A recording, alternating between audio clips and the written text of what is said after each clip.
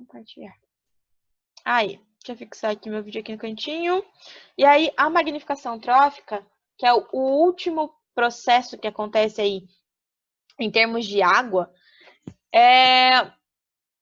talvez ele não seja o grande problema aí pra gente no vestibular nesses próximos anos, porque o momento dele passou. Eu aposto mais em derramamento de petróleo do que em magnificação trófica, mas sempre pode dar aquela retomada, talvez no Enem, aí, mas ele pode aparecer. Que processo é esse? Magnificação trófica e bioacumulação, eles são processos que eles são semelhantes, eles são coisas diferentes, mas eles acontecem pelo mesmo motivo. Bioacumulação é quando um composto não digerível, que não consegue ser decomposto dentro da estrutura orgânica, se acumula dentro de tecidos. Então, bioacumulação é a acumulação de compostos tóxicos, compostos poluentes, dentro do tecido orgânico. Seja aí em cérebro, seja no músculo, seja no que for. Então, acumula em tecido orgânico. Primeiro ponto. Esse acúmulo no tecido orgânico, quando aquele tecido for utilizado como alimento por outro item da cadeia alimentar, por outro nível da cadeia alimentar, ele passa a ser um processo de magnificação trófica. Então, vamos lá. Quando um ser acumula dentro do seu corpo um desses poluentes, esses aqui são os principais, tá? Então, mercúrio, chumbo, arsênio, cromo e DDT. DDT, eu não me arrisco a falar isso na mão, mas ele é um composto que é muito utilizado em fertilizante. Então, a gente tem mercúrio, chumbo, arsênio, cromo e DDT como os principais bioacumuladores, ou poluentes que bioacumulam. Quando um ser autótrofo se reproduz, utiliza aquela água, ele absorve em alguns momentos esses poluentes. Então, eles absorvem por causa do seu processo, da sua relação com o ambiente, eles absorvem esse poluente. Quando eles absorvem, cada autótrofo absorve um. Vamos pensar lá. Vamos pensar nas algas unicelulares. Se cada alga unicelular acumular uma molécula de mercúrio, cada alga acumulou uma molécula de mercúrio. As algas, como elas são produtoras, elas têm em maior quantidade. Então, cada uma acumulou um. Então, se eu tiver 35 mil produtores, cada um deles acumulou um, são 35 mil poluentes fixados ou acumulados em cada uma daquelas células. Só que qual que é o problema? Quando o consumidor primário se alimentar desses autótrofos, ele não se alimenta de uma alga, ele se alimenta de 10, 12, 20 algas. Quando ele se alimenta dessas algas, esse poluente não se dissolveu, esse poluente continua acumulando. Quando ele continua acumulando, e aí se esse zooplâncton aqui comeu 10 algas, ele vai ficar com 10 moléculas de poluente. Então, se eu comi 10 algas, eu fiquei com 10 moléculas de poluente. Sushi? Isso já magnificou, ou seja, ele já aumentou de concentração. Então, a bioacumulação é dentro de um ser. A magnificação trófica é o aumento da concentração do poluente ao longo da cadeia alimentar. O que acontece quando um peixe pequeno comer o zooplâncton? Se cada peixe pequeno comer 100 zooplânctons, o que isso é muito possível, se cada peixinho ao longo da sua vida comer 100 zooplânctons, ele tem 1000 moléculas poluentes dentro do corpo dele. 1000 moléculas tóxicas dentro do corpo dele. Porque se ele comeu 100 e cada um dos zooplânctons tinha 10, ele agora tem 1000. Opa! Isso, fiz acontecer? Fiz acontecer. Entenderam a ideia? Se o peixe grande comer 3 peixes pequenos, ele já bioacumula 3.000.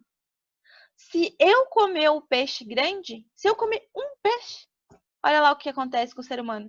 Ele se alimenta de 3.000 moléculas, isso a gente está pensando em uma molécula ou um átomo de compostos poluentes por autótrofo.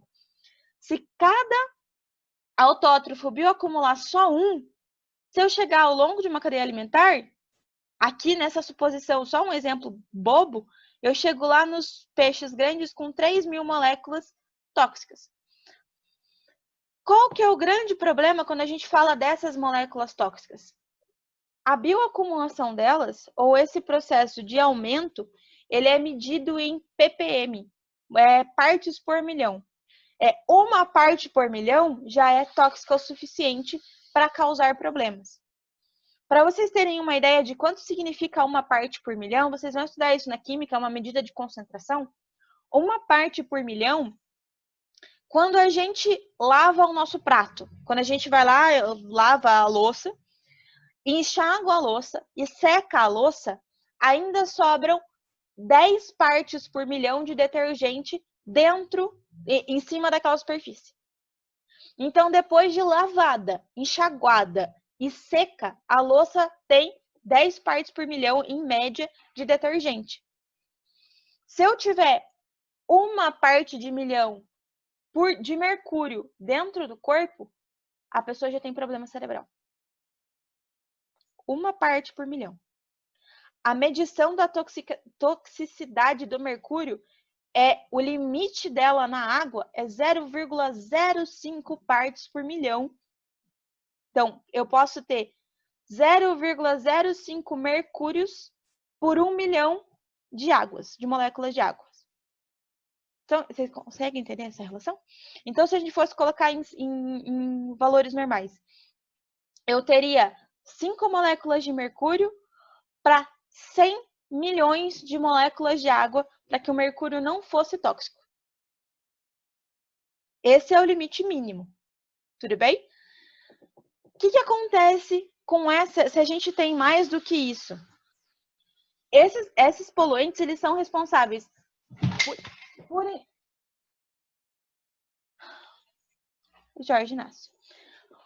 Por câncer, má formação de feto, problemas fisiológicos no funcionamento de rim, no funcionamento de fígado, no funcionamento de pâncreas e perdas que a gente não conta só no momento onde a magnificação aconteceu, mas perdas que vão acontecer daqui centenas de anos.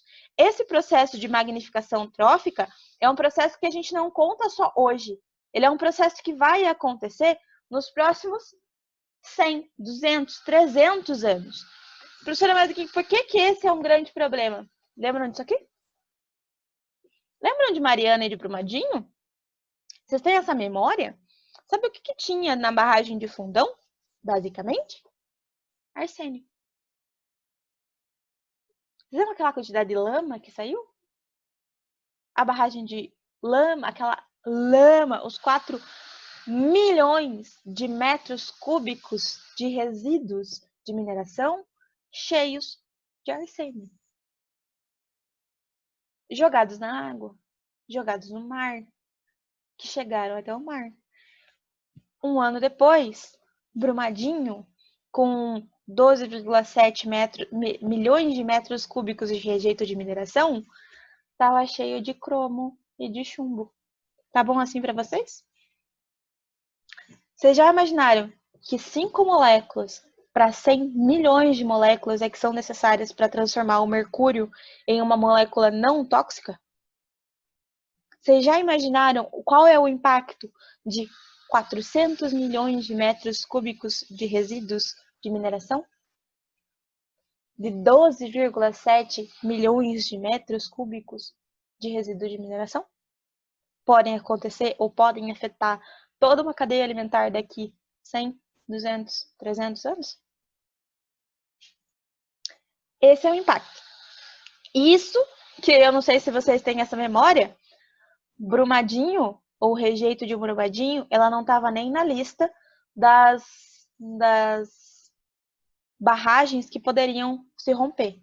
Quando Mariana rompeu, foi feito um levantamento ali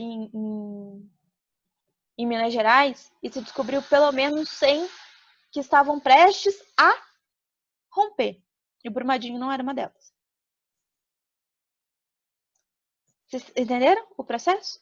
Então, bioacumulação é quando um ser, o indivíduo, acumulou. Tudo bem?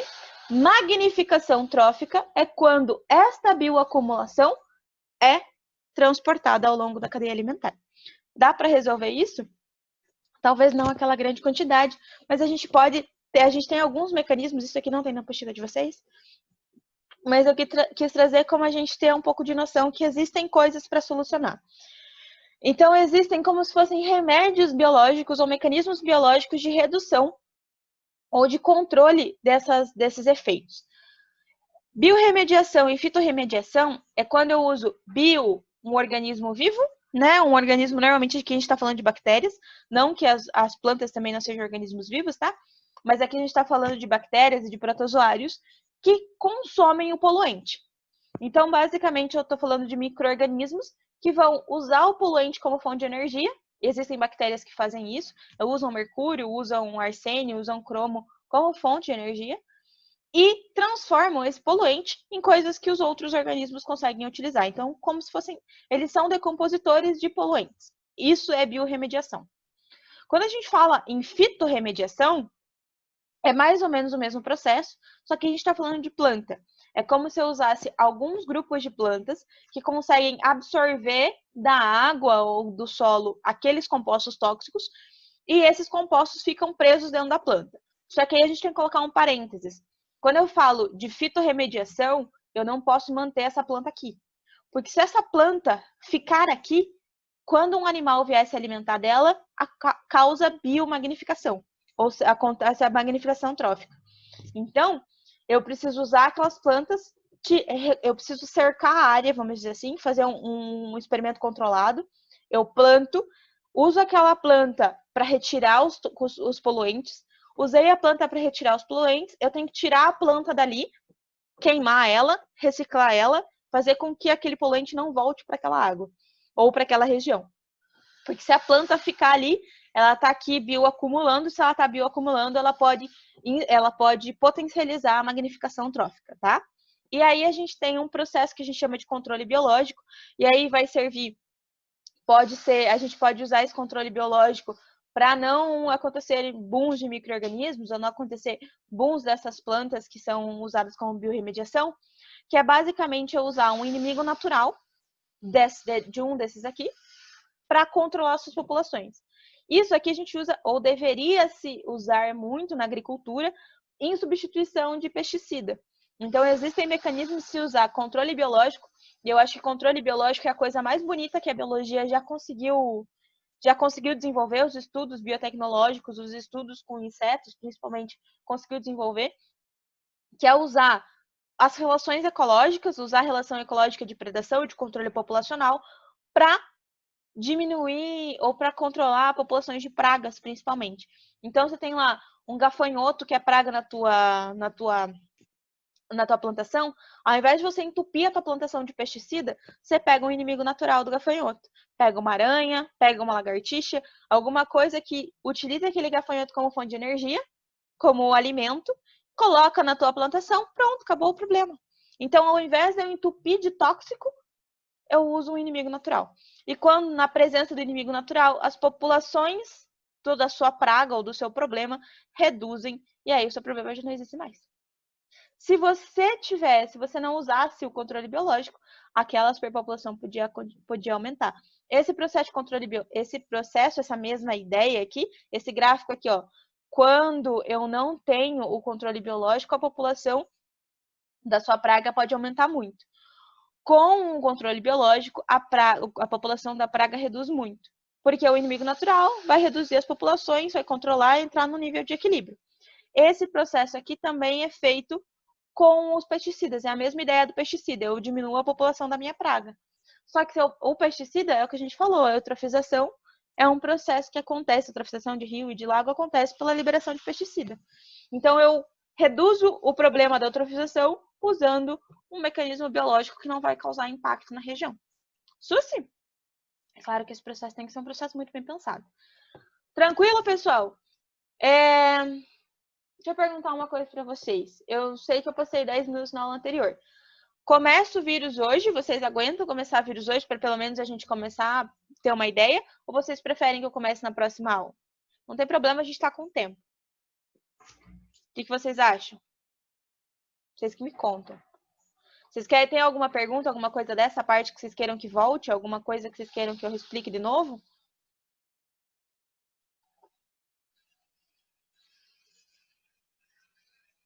Não? Sushi? Tranquilo? Vou para vírus ou encerramos por hoje que eu já passei 10 minutos da outra aula? E aí na próxima aula a gente fala de vírus? Eu acho que em teoria... Prof, pode continuar.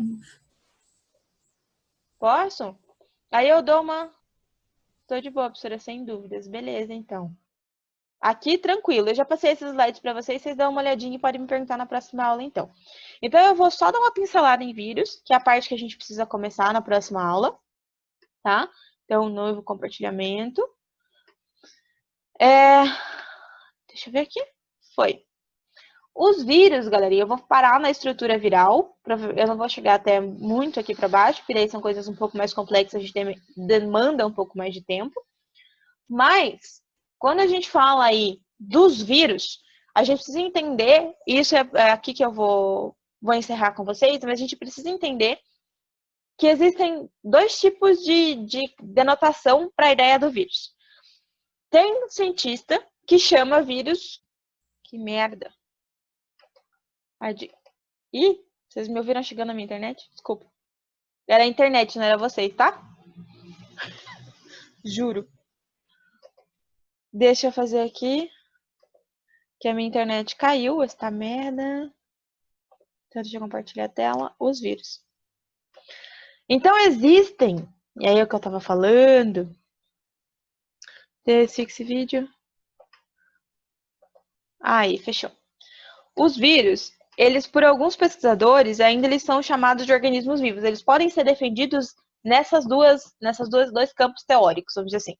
Tem uma galera que diz que vírus não é vivo. E tem uma galera que defende que o vírus pode ser considerado sim um ser vivo, até porque ele causa um monte de problema aí nos seres vivos, né?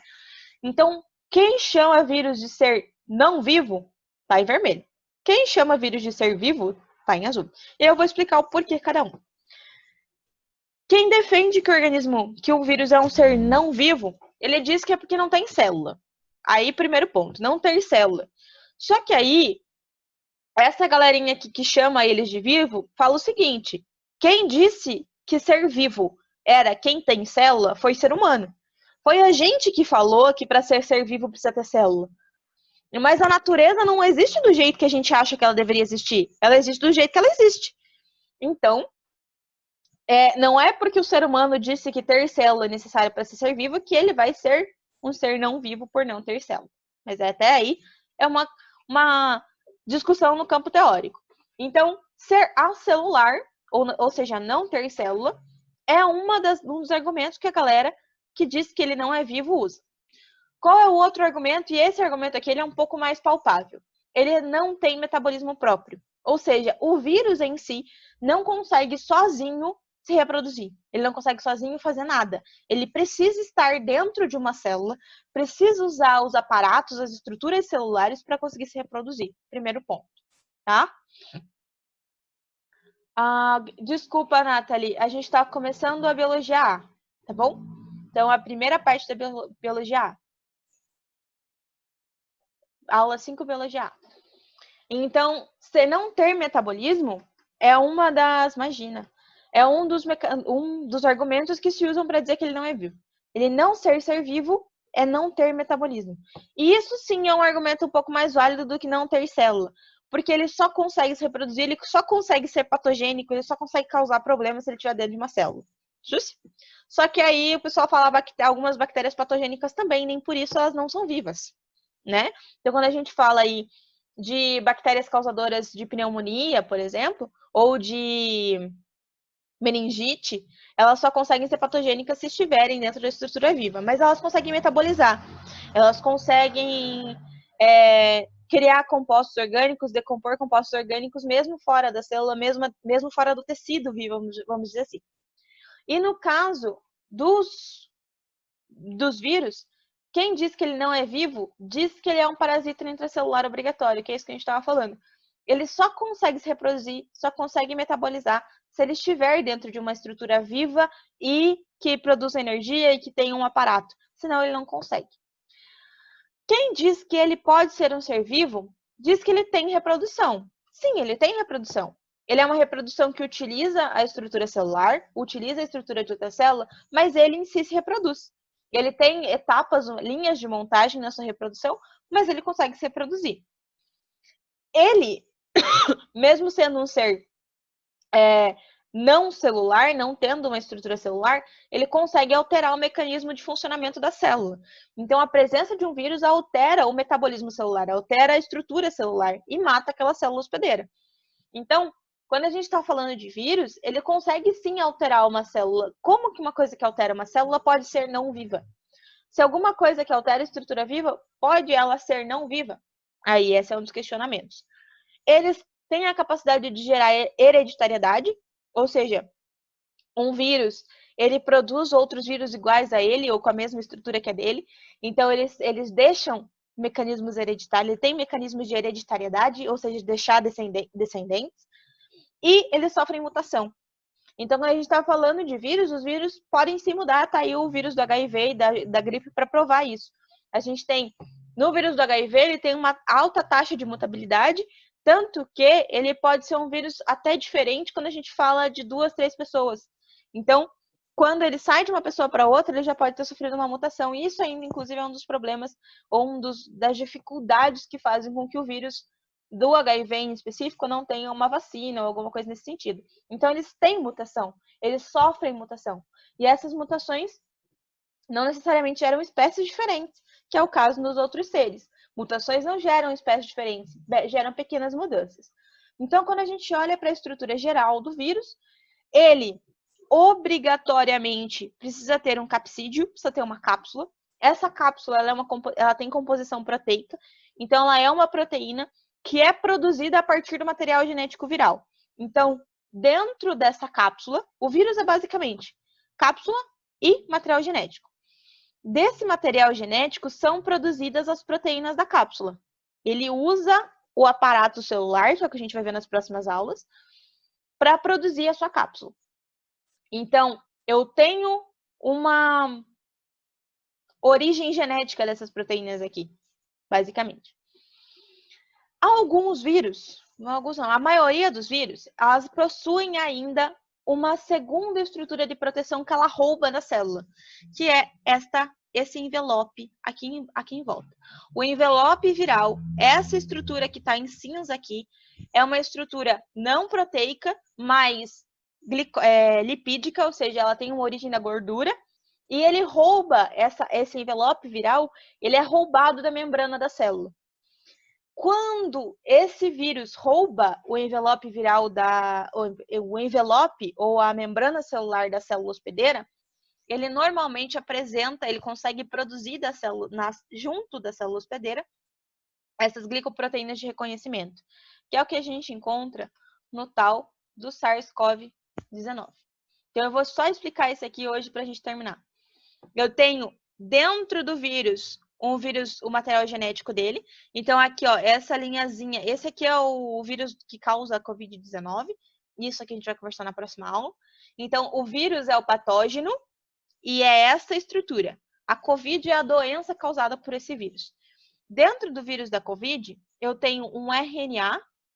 Então, ele tem material genético do tipo RNA. Em volta desse RNA, olha como é diferente essa cápsula. Aquela cápsula nem sempre precisa ser uma estrutura quadradinha que armazena o material genético. Nesse caso aqui, a cápsula viral, ela está exatamente em volta do material genético. É como se ela se enrolasse em volta do material genético e protegesse o material genético mais de perto, vamos dizer assim. Então, o vírus, ele é isso aqui, ó. Isso aqui é aquela parte essencial do vírus, material genético e cápsula. Essa partezinha laranja mais clara e laranja escura, essas bolinhas são a cápsula. E em volta do vírus do Covid, do SARS-CoV-19, eu tenho um envelope viral. Esse envelope viral tem 3 proteínas importantes. Esta roxinha, esta verdinha e essa aqui que é a pior de todas, que é a Spike S.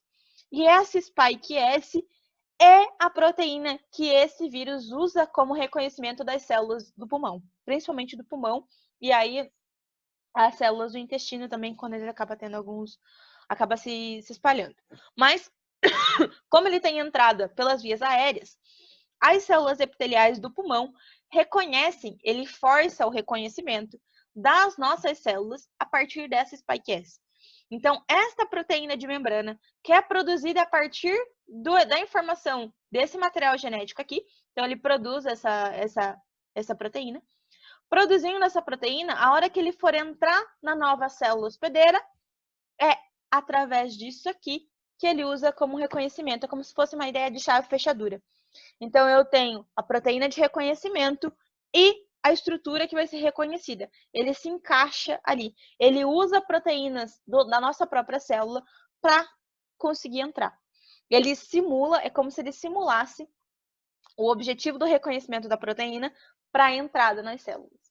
Então, o grande detalhe dos vírus, principalmente esses vírus encapsulados, os vírus envelopados, é possuírem glicoproteínas, é possuírem estruturas no envelope viral. Então, eles roubam o envelope viral da célula.